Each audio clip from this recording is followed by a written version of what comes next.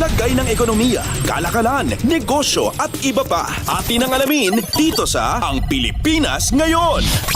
Magandang araw, narito tayong muli para sa segmentong Balitang Negosyo at Kalakalan. Bumaba ang bilang ng mga mahirap na Pinoy noong 2023 kumpara sa naunang 2 taon ayon sa Philippine Statistics Authority o PSA. Sa preliminary results ng Family Income and Expenditure Survey o FIES ng PSA ay lumitaw na may 17.54 na milyong mahirap na Pinoy noong 2023 na katumbas ng poverty incidence na 15.5%. Mas mababa ito sa 19.99 na milyong mahirap na Pinoy noong 2021 nang ang poverty incidence ay nasa 18.1% at sa 17.67 milyon noong 2018 na ang poverty incidence rate ay 16.7%. Ayon sa PSA, ang pagbaba ay dahil sa pagtaas ng mean per capita income na lumago ng 17.9% sa 85,290 pesos, mas mabilis sa pagtaas sa poverty threshold na umakyat ng 15.3% sa 33,296 pesos. Ang pinakamalaking pagtaas sa mean per capita income ay naitala sa first decile class na umakyat ng 25.3% sa 24,954 pesos. Sinundan ito ng second decile class na tumaas ng 22.9% sa 36,716 pesos at ng third decile class na umakyat ng 22.2% sa 45,596 pesos. Pagdating sa pamilya, may 3 milyong mahirap na pamilya noong 2023 na katumbas ng poverty incidence na 10.9%. Kumpara ito sa 3.50 pamilya noong 2021 na may poverty incidence rate na 13.2% at sa 17.67 milyong pamilya noong 2018 na may poverty incidence rate na 16.7%.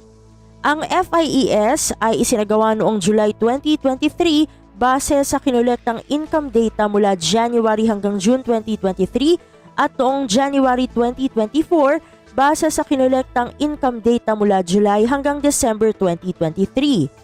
Ayon sa National Economic and Development Authority o NEDA, ang pinakahuling figures ay hindi lamang nagpapakita ng improvement kung hindi nahigitan din ang 16.0% hanggang 16.4% na target ng pamahalaan para sa 2023 tulad ng itinampok sa Philippine Development Plan 2023 to 2028. Lagay ng ekonomiya, kalakalan, negosyo at iba pa. Atin ang alamin dito sa Ang Pilipinas Ngayon. Sa iba pang mga balita, nagtala ang Investment Promotion Agencies o IPAs sa ilalim ng Department of Trade and Industry o DTI na mahigit 2.73 trilyong pisong halaga ng proyekto mula July 2022 hanggang May 2024. Ayon kay DTI Secretary Alfredo Pascual, ang pledges ay nagmula sa 1,090 projects na nakarehistro sa DTI Attached IPAs Board of Investments o BOI at Philippine Economic Zone Authority o PEZA.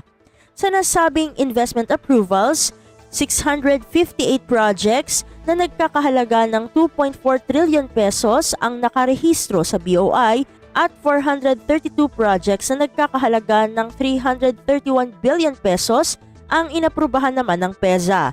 Ayon kay Pascual, ang investment commitments ay lilikha ng 182,000 trabaho kung saan 102,000 dito ay magmumula sa mga proyekto na nakarehistro sa BOI at 80,000 naman mula sa PEZA registered projects.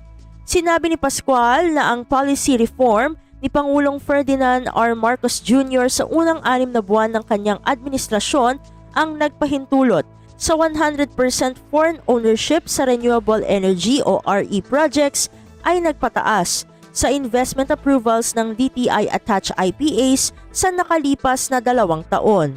Noong 2023 lamang, ang BOI ay nagtala ng 986.14 billion pesos na halaga ng RE investments kung saan ang pinakamalaki ay nagmula sa offshore wind projects. Kaugnay sa prioridad ni Pangulong Marcos Jr. na matiyak ang food security, ang BOI ay nagtala ng pagtaas sa agribusiness investments sa 29.15 billion pesos noong nakaraang taon, tumaas ng 342% mula 6.6 billion pesos na pledges sa sektor na ito noong 2022. Lagay ng ekonomiya, kalakalan, negosyo at iba pa. Atin ang alamin dito sa Ang Pilipinas Ngayon. At sa pagwawakas ng ating segmento, nagsimula nang dumating sa bansa ang mga imported na bigas sa ilalim ng bagong tariff scheme.